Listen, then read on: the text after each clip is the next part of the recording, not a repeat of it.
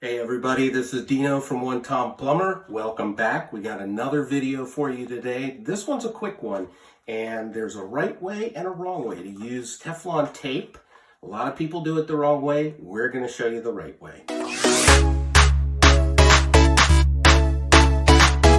Alright, here's the two items that we're going to join together. A shower head and a water supply pipe that goes with the shower head. The reason we're using this is because it's a real easy demonstration on why and how you want to put these two together using Teflon tape. Teflon tape is used to prevent water leaking and water damage that can occur from that leaking, which can be very, very expensive. So what we're going to do today, using my son-in-law's laundry room and these little demonstration devices, we're going to show you the right way to wrap. Everybody, I'm here with Joe's Hands, my son-in-law, and he's going to show you exactly how to use the Teflon tape, how to wrap it correctly to prevent water leaks on any kind of threaded pipe. And that's the kind of pipe that you're seeing here, which is, in this case, used for a shower head. Joe, why don't you demonstrate?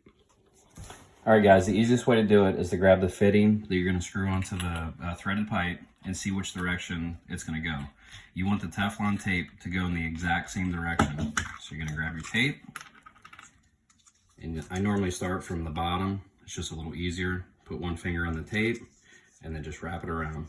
Doesn't matter really how many times you go around. You just want to make sure that it coats all the threads.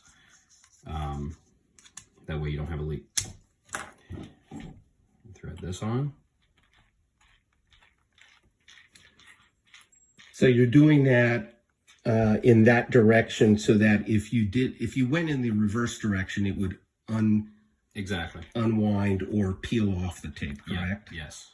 All right, that was a quick demonstration using Joe's Hands. Thank you, Joe's Hands. And that's all you really need to do in order to use Teflon tape. Just remember the tip, make sure it's going the right way, and your threaded joints on any kind of pipe with a thread should be good to go. Thanks for joining us again. We'll have another video next week. Make sure you tune in, and we'll have another great tip for you.